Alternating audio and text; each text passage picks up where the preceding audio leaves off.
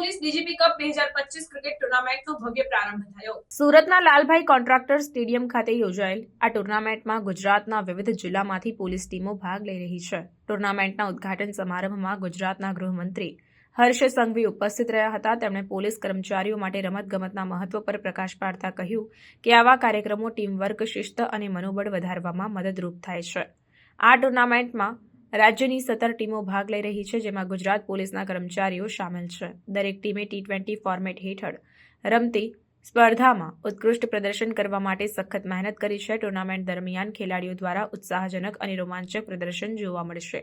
Gujarat police DGP cup માત્ર એક રમતગમત સ્પર્ધા જ નહીં, પણ એક એવી તક છે જે પોલીસ કર્મચારીઓમાં ફિટનેસ, મૈત્રીભાવ અને માનસિક આરામ વધારવામાં મદદ કરે છે।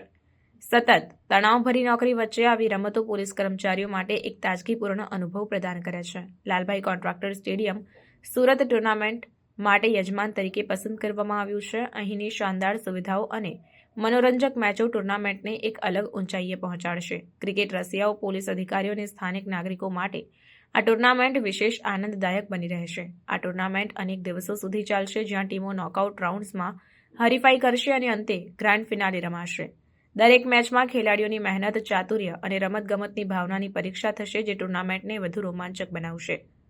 ગુજરાત પોલીસ હંમેશા ટીમવર્ક, શિસ્ત અને સકારાત્મક કાર્ય સંસ્કૃતિને પ્રોત્સાહન આપતા આવી રમતોનું આયોજન કરે છે।